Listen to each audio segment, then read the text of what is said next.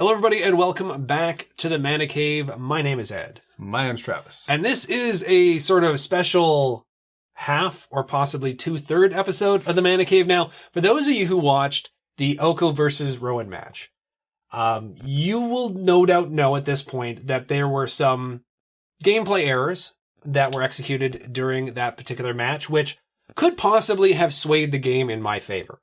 One big one, like there's a couple of smaller ones, but one big one was when I used Oko's ability, which is to basically make a copy of, make himself a copy of another creature on a creature whose base power and toughness had been changed to 10-10. But the actual power and toughness of the creature was 2-2. So when I turned him into a copy of that creature, I made him a 10-10 instead of a 2-2, which is what it should have been. That's kind of a big mistake. Now, one thing... Oh, sorry? Well, at that point in the game, I was already kind of on the ropes. Wasn't looking very good for me. When you have enough mana to do that, yeah, it's not looking great for your opponent anyway. But there was several other things before that, which could possibly have made a difference. Like me forgetting how First Strike works, even though I was super excited that creature had. Well, we got the first strike part, but for whatever reason, we failed the simple math aspect of it, where your creature had 4 power or 4 toughness and only took 3 damage, and somehow that was lethal.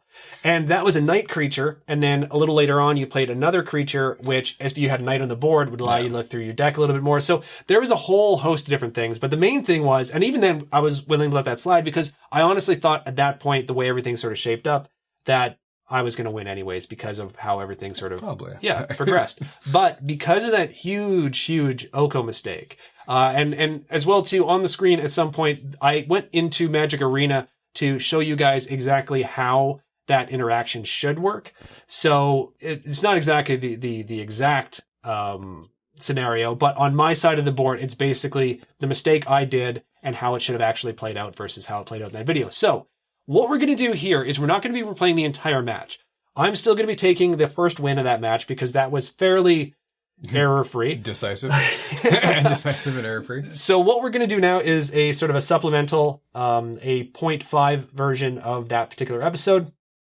And we're going to get a chance to replay the second game and possibly a third game if Travis ends up winning this. So we're going to start I was going to say clock, but start the stats on the top of the screen at 1 win for me on game 2. We're on game 2 now. So we're kicking things off. Now, one last thing before we start. I do want to say that the way everyone handled this situation in the comment section is one of the reasons why I love this community. The Brain Pulp community. By the way, I'm just throwing this out there. I'm thinking of calling you guys Brainiacs. But that's a DC fan you're talking. But the fact that we made some pretty glaring gameplay errors, and people know how to point these things out without saying, I'm dropping the channel. Exactly, or just being mean about it, sort of thing like that. And sadly, on the internet, that can be quite rare. Yeah. But it seems in the comment section of this particular channel, it's not all that rare. It's really nice, the fact that everyone was understandable about it. Yeah. Some folks were obviously disappointed at how it turned out. And that's great. You guys let us know in a really reasonable fashion. And that is why we're doing this now. We're going to be replaying the second game, and we're going to see how it goes. So this could just be one game. It could end up being 2 games. Who knows? And you could end up winning this one, actually. So not to sound surprised by that. Yeah, don't let my chances with this deck, but hey, you never know. Now, our opening hands will have been shown as we've been talking here. And Travis, since you did lose the first game, you get to go first. So I will allow you to kick things off. I'm going to kick things off with a mountain and then just pass 2. Okay. Because I don't draw no scry or anything. No scry. No scry, no cry. Thornwood Falls enters the battlefield tapped, and I get 1 life, and I can tap it for blue or green. What we are going to do is we're going to quickly grab some life counters, and we'll be back right after this edit. And we're back with life counters. Travis forgot to sadly bring his regular life counter. I have mine because it's recorded in my house. Of course I have it. I go up to 21. Travis, pass the turn to you, sir. I'm going to draw a card. I got big hopes for this card. Okay, well, it's something. I'm going to play a Plains. Okay. And then I'll just, I'm just going to tap a red and a white for the Rimrock Knight. Oh, Yeah. So he's a 3/1. He has an adventure, which is instant, and target creatures +2/+0 to end a turn. I'm not doing his Boulder Rush. I'm just giving him a 3/1 for 2 mana. This actually may be how that second game did start, actually, with me getting a 3/1 on the board. I think you had a pretty strong start at the beginning of that game, yeah. No haste, unfortunately, but No? I will pass to. Okay. Well, I asked you, the one that set all this up yourself and everything? Which? Like the stage and everything. Yeah. Yeah. So when I usually sit here, and I've noticed as I watch all the videos that there's somebody with a sword aiming right at me. So when you see it, you probably see it at home too. I've noticed it. It's like there's somebody constantly just like, and I'm wondering why I'm always being paranoid and looking over my shoulder. It's a lightsaber to begin with. To begin with. Yes. Laser sword. Yes, I like a that. laser sword, yes. I look back and I remember seeing it a couple of times when I was watching the video. And it's like, hey, Ed, I think you did it on purpose. I like to think that she's protecting you. Yeah, is that from behind? Yeah, exactly. Yeah, I don't just feel she's protected. scaring off, anyone coming at you. There's somebody over my shoulder looking over me, not out for me. I'm going to play an island. I'm going to tap 2 and bring out Maraleaf Pixie. Now, because this is basically an entire new episode, I'm going to read off some of the cards that were obviously read off in the previous one. Just that's how we start things off. Maraleaf Pixie, Fresh. 2/2 flyer, and I can tap it for either green or blue. Travis, pass the turn to you. Seeming very familiar. Untap, upkeep, draw. Okay, I'm going to tap a red and white for the Inspiring Veteran. Ooh. We did not see Inspiring Veteran last time. They are a 2/2, and other knights I control get +1/+1. Nice. Yeah. Very I'm nice. going to go to combat. You are going to go to combat. Swing with my 5/2. Now, this might be folly, Travis, but I'm going to block. Nope, that's not folly, because otherwise it's 5 damage you're taking. That's a Is quarter. it 5 or 4? Would it be 4, right? Wouldn't it? Oh, pardon me. It's Yes, not his, yeah. yes, no. So it's a 4/2. Yes. But still, that's... And I'm not taking damage, so why am I touching my life counter? Yeah. That's silly. So these go to the bin. Goes the bin. I don't do a land drop. No land drop. These decks are chocked full of land. Things like 26 lands in this deck. And I admit starting with a 2 land card risky, but it was one of each, and I had 2 drops. And like, I just need to pick one more land to really get going. See, the thing is, as well, too, there's been comments in the past of where it's like, why would you mulligan? And there's also been comments of why didn't you mulligan? So there's always sort of an argument. And you made a good argument before we actually started recording, where you're like, there's so much land. Yeah. And like normally, like you're flooded. So, hey, you have 3 turns really, to grab another land. And Only then 2. Oh yeah, that's right. You were on the play. So. Which maybe this being on the play, I shouldn't have made that call, but it's still early. Yeah. This may not be as bad. I passed to you. Pass it to me? Okay. Yeah. And I got rid of your mana rock or your my mana dork. My ramper. Yeah, so that might even things out. I will. Let's see, how do I want to do this? I think I'm going to do this. I think I'm going to play an island, and I'm going to tap for 3 and bring out Oko's Accomplices. It's a 2/3 flyer for 3, and it's exclusive to this deck. Though someone did point out that if you buy the collector's booster packs, you do have a chance of getting this in one of your collector's booster packs. So Yeah. I know we're all looking forward to it. So yeah, I will pass the turn now to you. Untap. I'm going to draw. Play planes. What? All right. That's important. What I'm going to do, I'm going to tap 2 white, 1 of anything. For the unadventured Ardenvale Tactician. So I do not, it has, for 2 mana, it has Dizzying Swoop, instant adventure, tap up to 2 target creatures. It is also, though, for its regular cost of 2 white and 1 of anything, a 2/3 flying knight. And for 2/3 flying power, for 3 mana. But it is currently getting pumped up, right? Yeah, So it's now at 3/4. Yeah. I'm not going to attack with that into your 2/3. What? Come on now. I will just pass to you. Pass to But me. I got that land, which is, it's all smooth sailing. Nothing to worry about here. I will play a forest. And I'm going to... Okay, well, this might be folly as well, too. I'm going to tap for 2, including a blue, and I'm going to frogify Of course you would. your Intrepid Veteran. It's Intrepid, right? Inspiring Veteran. So Intrepid frogify to you. is enchanted creature. Enchanted creature loses all abilities and is a blue frog creature with base power and toughness of 1/1.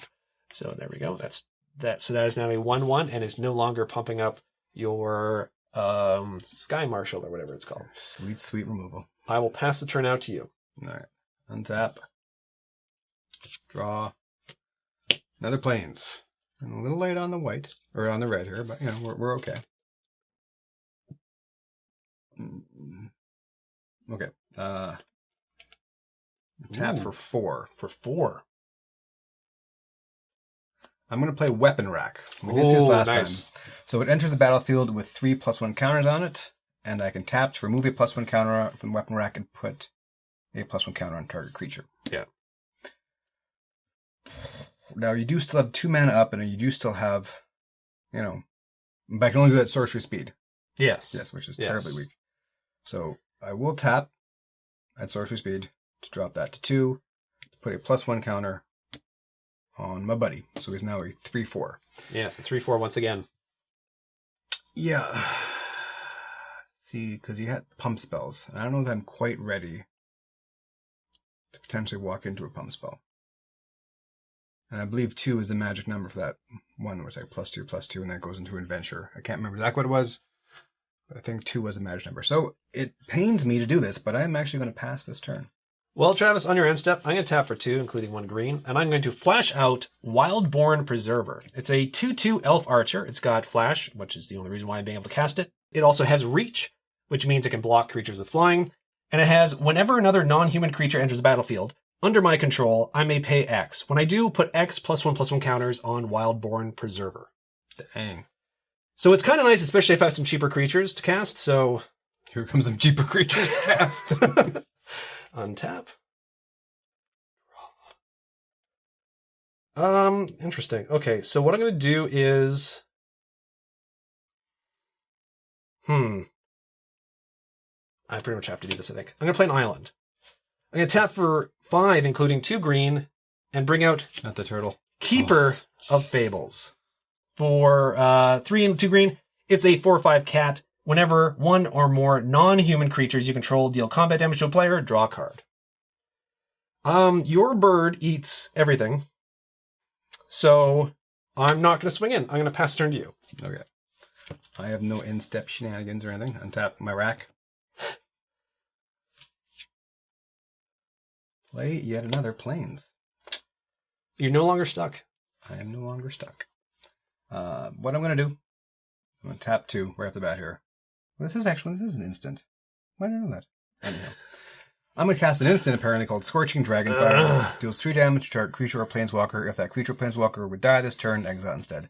I am going to choose him. Yeah, because he can get better. I mean, the flyer would be nice. Yeah, it's a good choice. It's a good choice. So that happens. Oh, an exile instead, right? Yeah, so it's exiled. Duly exiled. So. No coming back for that one. Okay. I'm going to go to combat. Okay. Because he doesn't have reach, right? He does not have reach, no. So this doesn't have vigilance, right? Sometimes white creatures have vigilance. Sometimes, yeah. It has flying. That is all. That's it's only common, though. That's actually not bad. So I'm tapping to swing in with my 3/4 flyer. There is no blocks on my end. Okay. So I'm taking 3. You are taking 3. Okay, that puts me down to 18. Okay. Second main, I'm going to tap 3 mana for the Garrison Griffin. Ooh. Garrison Griffin, whenever it attacks, target knight I control gains flying in turn. I have a target knight that already has flying. Then I'm going to tap my weapon rack, drop it down to just 1 counter, and put a counter, making him a 3/3. Nice. A little more. Quite the Air Force going on there. Yeah, but you have a card draw engine if I can't deal with a 5 toughness creature at this point. So, I'm going to pass to you. Pass to me? Done everything I want to do. Okay. I'm going to play Thornwood Falls. We saw that before. Enters tap, so I'm back up to 19. The life gain, it tells you. I will... We'll both put on our thinking faces here. I'm going to move to combat. Okay. That's a frog, so it doesn't have flying. Yeah, you know what? I'm gonna turn them both sideways. Okay. I'm just gonna chump there. Makes sense. Okay, so damage goes through. You take 2. Down to 18. This is a non-human creature. Your frog dies, so I get Frogify goes into my graveyard. I get to draw a card off of this because it triggers. I will then pay 2, including 1 green, and bring out the Marleaf Pixie. We saw it before. 2/2 flyer with a bit of ramp attached to it. Flyer too. Yeah. Like this is like a decent bit of ramp in this deck. A lot of the times in these green decks, which have larger things you can cast that you sort of want to wrap up to, in the Planeswalker decks anyways, they haven't really given you a whole lot of ramp. Yeah. This is a great bit of ramp for a Planeswalker deck like this. So I will pass the turn to you now, though. all right. I need a big draw here. Down to 1 card in hand. Well, it's a card. See, and now here I am.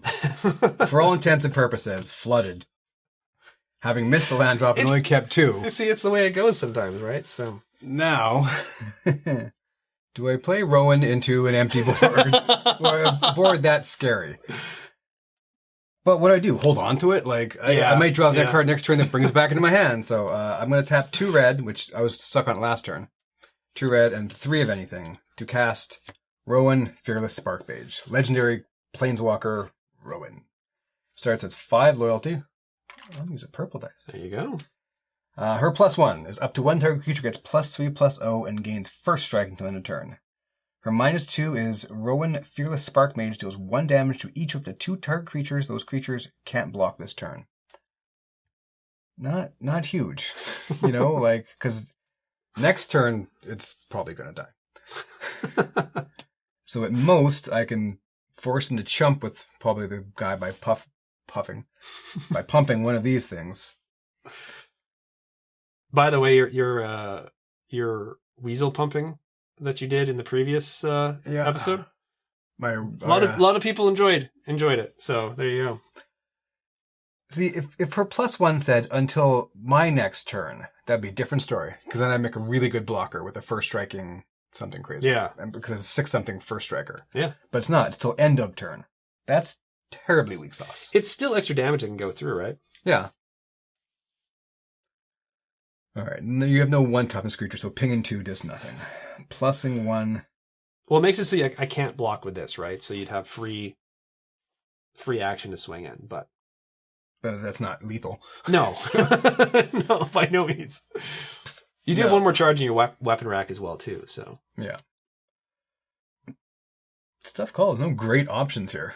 usually with Planeswalkers, if you have no great options and there's nothing really of use, just doing the +1 is just to get the loyalty up. That's pretty usually the best bet. So. Feels like a waste to do that and not attack though. But then, yeah, it's up to you though. It's a 4/5. This is a 3/4. Mm-hmm. This is a 3/3. Could become a 4/4. Still dies to that thing. Now again, sorry, I know you just read it, but it gives it +2/+0 and first strike, or just +2/+0? +3/+0 and first strike. +3/+0 and first strike. Till end of turn. Yeah. Yeah, you probably would want to block. But still, then if I even just attack with 1, if I'm semi-conservative, hoping that you just get rid of one of your mana dorks there, I then have 2 creatures that I need to block. All right, here's what we're going to do, just to move things along. Yeah. We are going to +1. Up to 1 target creature gets +3/+0. I will hit my Griffin. Okay. Okay. So that's currently a 6/3 with first strike? Yeah. Okay. So then I'm going to tap this to add that +1 counter to... I mean, you're probably not blocking that thing anyway. Maybe you are. I don't know. Well, it's 6 damage. I'm going to add that actually here. Okay. And then I'm only going to attack with just that Griffin. That is 7 damage. Just the 6. Yeah, that's right. 6 damage. So it's a 6/3 first strike flyer coming at ya. Don't want to take 6. Do you? I don't know. Or do you want to keep a little 2-0 flyers? Well, the thing is, too, is like in subsequent turns, you can use the other action. If I keep up 2 blockers, you can make them so that they can't even block, right? So, yeah, you know what? I think this is going to seem weird, but that's too rich for my blood. I'm going to put the Pixie in front of it. Be a man. Put a Pixie in front of it. Okay, there's no trample involved, so just Pixie down. Down, first strike damage. There we go. Go to the regular damage part of the combat. Nothing. Nothing. I have 0 cards in hand, 1 untapped mana, a weaponless rack, and a 4/5 blocker, potentially, for my... Mm-hmm. Pass to you. Pass to me. Here's how I like to think of things. I like to think of, if this plays out as it probably will, Rowan is actually, at the very least, going to be, for 5 mana, give a creature first strike and cause an opponent to discard a card. Because they're going to want to attack Rowan and not me with his non-human creatures. So it's like netting him -1 card by not attacking me. So it's discard a card. And Rowan's -9. ultimate is -9. Okay. Yeah. You don't even want me to read it. Yeah. Pish posh. It is -9, gain control of all creatures until end of turn, untap them. They gain haste till end of turn. -9. And she only has a +1. So again, that's like 6. Let's do simple math here, Travis. The 4 turns at +1, assuming nothing happens to her plus the 5th turn. Yeah, to actually do it. And then she's dead. She's done. Like, not even like she survives that. And takes the 5th turn. So, look out, world. Okay, how do we do this? So that's currently a 4/5. I'm going to, and this is whenever 1 or more non-human creatures deal combat damage to a player, draw a card. That's what I'm saying. I'm doing this as opponent discards a card. Because really, it's netting me, maybe, if it goes well. Okay, well, I am going to move to combat. Okay. I'm going to attack you with my 4/5. Not Rowan, you. Just me? Yeah. Then I'm going to take... Alright, so he's got a combat trick. Because you have, 4 cards in hand? 3, just 3. 3, yeah. I have 0. So at 4/5 as is, they'll just bounce off each other. Now, I can't afford to lose any weapons. I need my weapons more than I need life. Of course, card out of your hand is nice too, so I am just going to take the 4 damage, but I'm going to give another card. You know what? I'm going to block. I am going to block. I don't care if I lose or not. You're going to block? Block. Okay. I will, in fact, pay 2, including 1 green, for Shield's Might, part of the Garenbrig Carver. Garenbrig Carver is just a 3/2, but it's got a adventure. Instant, target creature gets +2/+2 until the end of turn. So I'll put that on that, making it a 6/7. No trample, though. No trample. So that, and I'm not going to draw a card. Yeah. That, ironically, it's the draw card thing that really set me over, because I can't keep letting you draw cards, because you already have more cards than me. Yeah. You're basically, 1-for-1ing me here. Yeah. Now you do lose your creature, sadly. Yeah. I'm then going to actually pay 4, including 1 green, to bring the Garenbrig Carver back from the adventure onto the board as a 3/2. I'm then going to do the classic second main phase land play, because I actually forgot to do that initially. And pass the turn to you, sir. You are down to 1 card in hand, though. 1 card, just 1 measly card in hand. Untap my weaponless weapon rack. What can I draw? Oh, I know what I can draw. That's not really it. Well, it's decent. It is decent. Just not great. Tapping 1, 2, 3, 4. Ooh. For Rowan's Battle Guard. Nice. So it is a 3/3 first striker, but since I do control Rowan Planeswalker, it gets +3/+0. So it is currently a 6/0 first striker. 6/3. If it was 6/0, it would be off the board. No, 6/3. Oh, but I just got it. But not haste. Thank goodness. Well, but even then, is attacking great for me right now? Well, I mean, if you were to give this first strike and this swings in the first strike, I have no real good block. I have chump blocks. I don't have any good blocks, right? So yeah, but then I still have a pretty bad crackback. Yeah, yeah, this is true. I do not like playing defensively, especially in a red-white deck. It does not feel right to hold back and not attack. And okay, so Rowan. Again, it makes just sense to upper. God, why couldn't she ping a creature for 3 damage? That'd be pretty darn sweet. Darn sweet, it tells you. I will +1 her to give that thing +3/+0 in first strike. So currently they'll both have +3/+0 in first strike. Yeah, so they're both currently 6/3s with first strike. But only one can attack. And I'm not going to attack. The good thing about this one, though, is the fact that it's going to have first strike even on my turn, even though the bird loses it. Yeah. It's painful. I'm just passing to you. Passing to me? I don't like not attacking. Okay. It hurts my soul. Now, if I ever do damage with the Garenbrig Carver, I don't draw a card because it's a human creature. Yeah. It's the only one, though, I think, in your deck? I think so, yeah. Alrighty. What I'm going to do is that still has flying. That has first strike. Well, I guess you're got no cards in hand, right? I got no cards in hand. I'm going to play an island, and then I'm going to tap for 1, 2, 3, 4, 5, 6, 7 to bring out Beanstalk Giant. It is a star giant creature. Beanstalk Giant's power and toughness are each equal to the number of lands you control. So it's currently an 8/8. Does it have reach? It does not have reach. It does not have reach. So I got one land left untapped, but I got no cards in hand, so we know there's not going to be any kind of crazy shenanigans. I'm going to pass the turn to you, sir. You're actually slowly getting towards that 9. That 9? Oh, yeah. Yeah, the loyalty, yeah. Not the top deck you're looking for. It's definitely not a land, because if it was plains or mountain, I'm guessing there would be no reading involved. I'll tap 1 for the Veritable Knight. Ooh. It's a 2/1. Could be worse. Could be worse. No, because I'm in land, I guess. Yeah. When it dies, put a +1 counter on target knight I control. There's that one removal spell I have in here where it's like a creature and a removal spell. It's like destroy target creature with power 4 or greater. God, that would be nice right now. Giant killer. Yeah. 1 copy. Yeah. Okay, so once again, here we are again. Okay. I don't want you. Again, just even the non-blocking thing would be a little sexier if I was going to block with something. I will up +1er, so now I'm at 8. To give a 9 first strike. And if you have something that had vigilance in first strike, I'd be like, well, it's worth it to throw it up there. But no, I got to tap, which means I got to, yeah. I will choose the Griffin once again. And every turn that goes by, I'm just giving him, like, opportunity.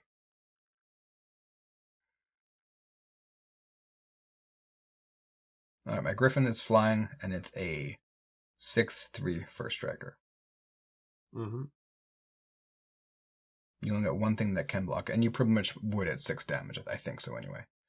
I then reduce myself to 2 blockers. All right. I am going to be silly and attack with my 6/3 first striking Griffin. I'm not going to block. Okay. I will take the 6. I'll go down to 13.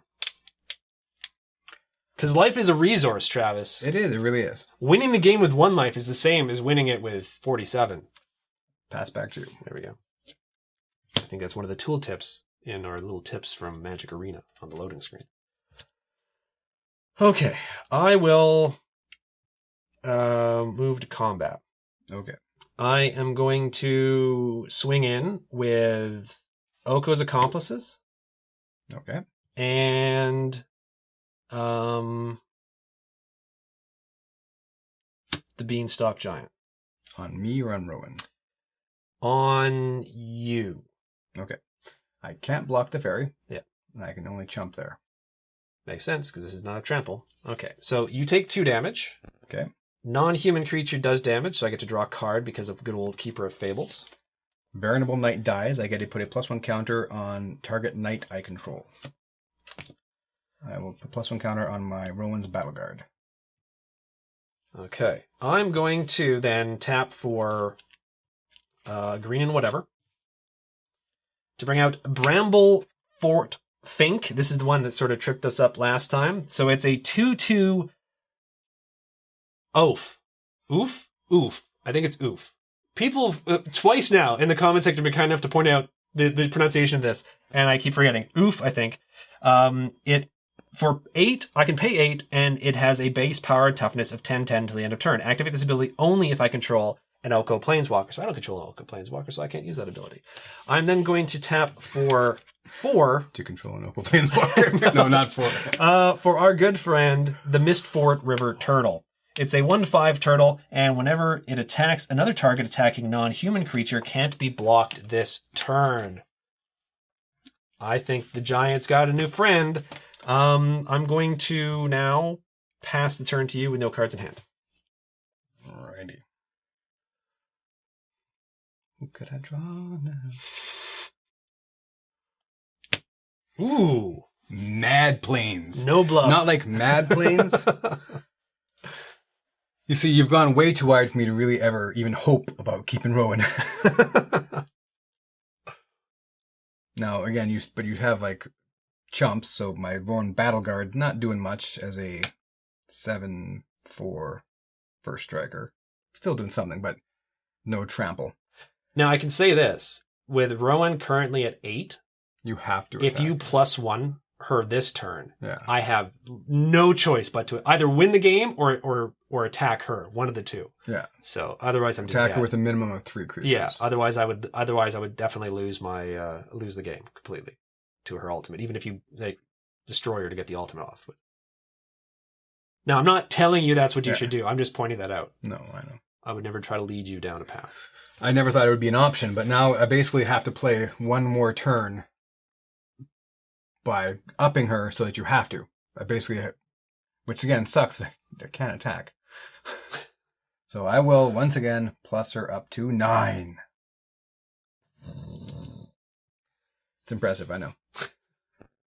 Even if she had like turn destroy target artifact and do 3 damage, I'm like, I got this useless rack here for 4 mana. So I do target my Griffin, and I'm not attacking with my Griffin, unfortunately. So I just pass the turn to you. Pass the turn to me. Okay. And again, I could have bluffed the card, but I like to make a whiny big deal about having more land than I need when I start with 2 land. Besides, I really don't think anything I would have would stop you from what you have to do at this point. You wouldn't be like, I don't know, man, he's got 1 card in hand. That could be a combat trick. I'm going to let him ult rather than run into that combat trick. I'm trying to think of the best way to go about doing this. Okay, so here's what I'm going to do. I'm going to move to combat. These are going to be the players that are going to be involved, I'm pretty sure. Unless I change my mind for some weird reason. I'm going to I'm definitely swinging with the turtle, which whenever this attacks, another target attacking non-human creature can't be blocked this turn. So now it's just a matter of which one I'm putting that effect on. And what I'm going to do is I'm going to be swinging in with the Keeper of Fables and the Beanstalk Giant. I'm going to put the turtle's effect on the Keeper of Fables, who is going to attack Rowan. Beanstalk Giant is going to attack you. Okay. Now, I would still lose both of my creatures if I had double blocked the Beanstalk Giant. Because there's 6 yes. and 9. First strike There's damage enough, would go through first, yeah. But then there would be enough toughness that he would survive. And I've got 1, 2, 3, 4, 5, 6, 7, 8, so it's still an 8/8, yeah. So, I can't block the cat. And I choose not to block the giant, unfortunately. And I'm going to block the turtle. Makes sense. Makes sense. Actually, I might as well double block the turtle because you have nothing that's going to give you anything. No, that death makes sense touch. too, yeah. But in case you had anything else that could... Because if I had the +2/+2, then it would make it a 3/7, which would actually be able to. No, it's still still, yeah. Because we got to remember, it's got to count. We can't mess up on the math here. We can't mess up on the math, folks. Yeah. Okay. So you're double blocking the turtle. Yeah. So 8 damage goes through to you. And then 4 damage goes to Rowan, so she's not going to ultimate. So I drop from 16 down to 8.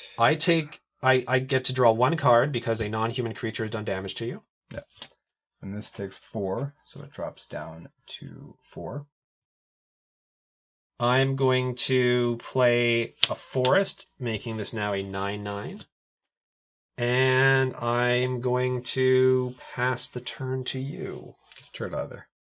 Oh, my turtle's gone. Yes, Get your turtle out of there. My turtle is gone. This is, I think, the first time I got to use the turtle with its effect. Yeah, other than just stopping my small guys from attacking. Exactly, yeah. Untap, draw. This is embarrassing, Ed. It's not embarrassing. Come on. It's embarrassing. 4 for another weapon rack. Well, that's not bad. It's certainly yes, it not is, bad. Ed. Yes, it is. You have a 9/9. You have like many ways to draw cards. My weapon rack, yeah, it's bad. It's slightly better than that weapon rack. That's bad, Ed. Yeah.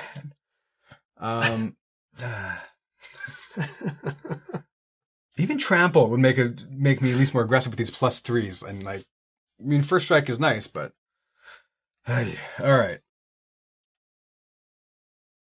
Now I literally with a 9/9, I have to keep blockers back Yeah, because I have just the giant is lethal. Yeah, I mean, he can't be not blocked, Yeah. but even then, that's 4, 2, 2. Jeez. Okay, so what I'm gonna do is I'm gonna tap this to remove a counter, drop it down to 2, and up this to 2. Okay. Even if if that had just stayed. But still, it's an 8. Yeah, but if it had stayed at this point. Yeah. So if it had stayed at 8, it would have at least traded. Actually, would have won. First strike. Yeah. But it's not going to do that because it's a 9 something. Counters, Ed. Counters. Once again, +1 her to 5 to give my Griffin +3. I'm not going to attack because I need to block to survive another round to draw a miracle card that's not going to happen, but I'll pass to you. And you do have removal. You do have more removal in there. I'm trying to remember what her tutor spell is. I think it was a pseudo removal, a pseudo board wipe. I think it was like 3 damage. No, her tutor spell is a 5/2. Oh, right. But wasn't there a spell that maybe that was a Chandra's there deck? was in Chandra's. Yeah, Chandra's is pseudo board wipe. Yeah. There's Joust in that deck, which is sort of a with knights. It's a really good sort of somewhat rabid bite-ish type thing. Not quite, because I think it's instead of a one-way thing, it's like a fight mechanic. But I will draw. And there's giant killer. Okay, I'm going to play a Thornwood Falls to gain a life, so up to 14.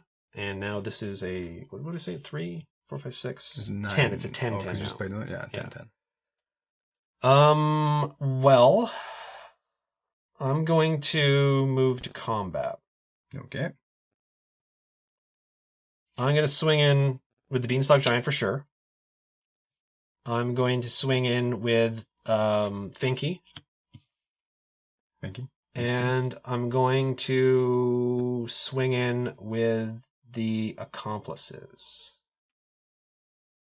Okay. My 3/3 flyer is going to jump the Beanstalk. You currently have enough mana to pump that thing to an 8? Can't, because I don't have Oko on the board. Or it has to have Oko? Okay. Yeah. Well, then I will jump there. I can't block that because I do not have flying. But Yeah. I'm choosing to. Yeah. Okay. So preventing the 9 damage? 1, 2, 3, 4, 6, 10 damage. Fink is going to die to first strike damage. Then regular damage is going to go through, and you're going to take 2. I drop down to 6. I'm going to draw a card.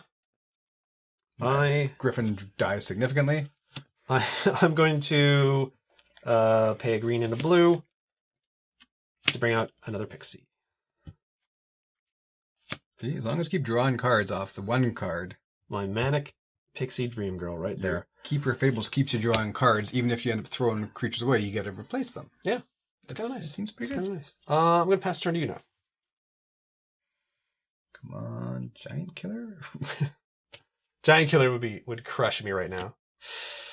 Ping. You do gain a life. You do gain a life, though. Yeah. Ping. Because I can't do it instant speed. I have to do it now. Which brings it up to 3. So it's currently a 9/6. Yeah, first strike. Not a 10-10 though. And assuming you don't draw another land next turn. Even if I could just get a trample, I could just make a show of things like. We'll plus her to 6. Look out, that's coming. Yeah, because even if you made it so 2 of them can't block. You know what I really want to do? I do want to make it so 2 of them can't block, and then you have to block with the guys letting you draw cards. But then I got a Beanstalk coming my way.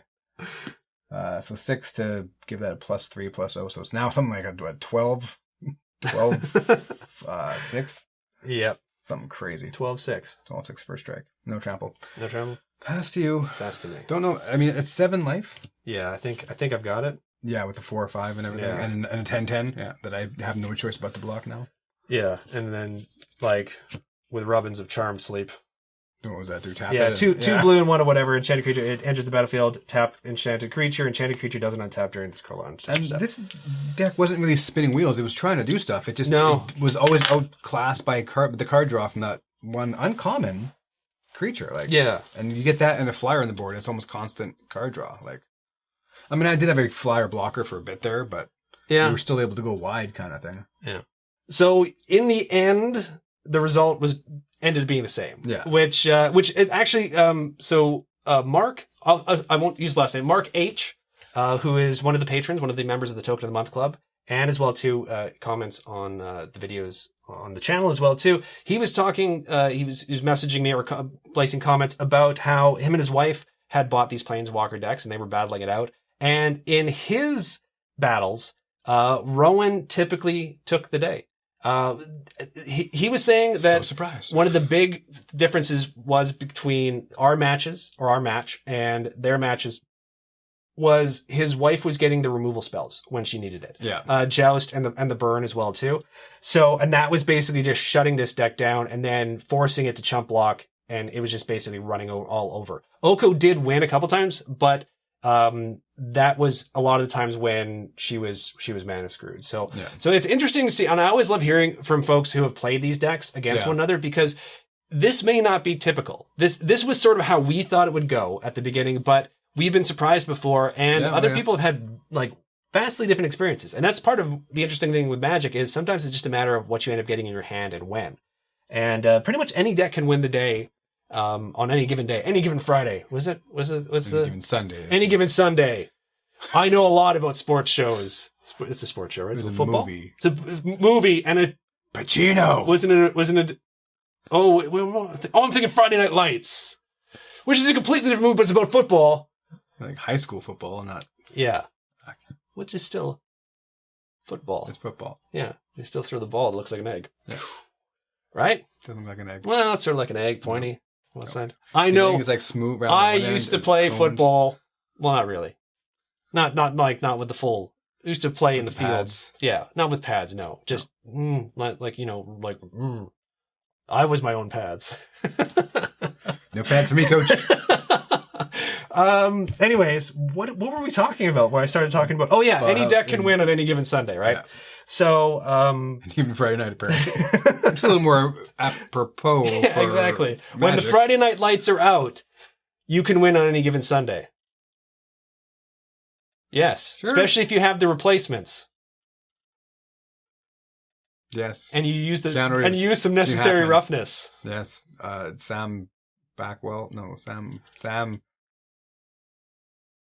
Quantum Leap. Yes, come on. It's not Sam Rockwell. It's Sam Back something. I just spouting off pop culture movie and TV shows. Football movies. Yeah. Yeah, until we went into this Quantum Leap. Yeah. Though I bet you there was an episode of Quantum Leap where he played football. Probably. I'm guessing. If there wasn't, there should have been. Nobody knows Quantum Leap. Missed opportunity. I think a lot. Scott Bakula, who's now on one of the CSIs, right? He's in like CSI New Orleans or something like that. Because he was doing Star Trek for a bit there. Yes, that was a really good show. Enterprise? Was it? That was a really good show. I thought that was... I honestly thought that was going to be one of the ones that went on for a long, long time. Yeah. And it just didn't take off, and that's sad. It's sad. But there's new Picard show. So excited. That looks really good. Also, the this is I know I'm crossing the streams here. Yeah. But is it the Mandalorian Wars? Is that what it is, or what is it? Just the Mandalorian. Oh, the Mandalorian. Okay, so that looks good as well too. New Star Wars movie coming out at the end of the year. I'm excited about that. So, what were we doing? We were playing. Oh, Magic. Yes, that's right. We were playing Magic. You were wiping the floor. And again, the thing is, I wasn't mana screwed. I had a decent curve, even though I kind of missed a turn. But... You did. You missed one land drop at the beginning, but... And then it was after that. Yeah. And even got the Planeswalker out. Yeah, you got the Planes... I was actually Two weapons racks. I was worried there for a while. I was worried when I started throwing some of my ramp in front of your creatures and stuff. But the Keeper of Fables, and the fact that they put two of them in this deck is great, because there's usually a good chance you're going to draw it at some point. And it's decent stats for a card draw. And I was willing to throw away creatures if one of them can get through, just so I could draw that card. That was the lifeblood of this. That seems to be with a lot of the decks. If you can get that extra card draw in a Planeswalker deck, a lot of the time you can win the day. And not always, because a lot of the blue decks are weak sauce. But this is quite nice, and so is Moose. And you can see the opposite side here. I was literally afraid to throw away, afraid to attack, sometimes afraid to block, because your resources were precious. Resources, life, and I needed to keep creatures around even for her thing to be targetable and relevant. Like, there might have been an argument of you should have been attacking every single turn, but I don't think there was a point where I didn't have a creature that I couldn't just sort of pop in front of it at some point. So hopefully we didn't make any mistakes this time. And this is the definitive conclusion of Oko versus Rowan. Now, the next episode, for those of you who are still watching, you're the hardcores, you're the brainiacs. I'm throwing it out there, just sort of testing it out, seeing how you guys like it. Is probably going to actually be Moo. Probably actually. There we go. That's a real normal sentence. Sounds like a 90s rom-com, actually. It's going to be 2000 M20's Moo versus M20's Vivian. Now, originally, I was thinking of doing a Magic Arena component where we battle it out with a Johnny versus Sorin. The winner of that would battle it out with Vivian, and then Vivian would then go on to face Moo. Yeah. I'm just going to give Vivian a bye into sort of a last-ditch effort to try to get into the finals. So Moo would have normally advanced to the finals of the third season, but it's going to be Moo versus Vivian. So there are people out there, I know in the comment section, I've been reading it. Trust me, I understand. You guys have wanted to see Vivian in action for a long time. You're going to get to see that in the next episode of the Mana Cave Faux Show. As long as I have the Moo versus Chandra episode edited. In which case, I may have to edit what I'm saying now because I would have just spoiled the ending of that one. Oh, that's bad. Anyways, but most likely the next episode you're going to see is going to be Moo versus Vivian. And then the winner of that is going to go in the finals against Gruely Boy Domri. I was going to call him Dovin. Because they came out with Domri. Yeah. So it'll be Domri versus either Moo or Vivian for the finals of season 3 of the Planeswalker Deck Showdown.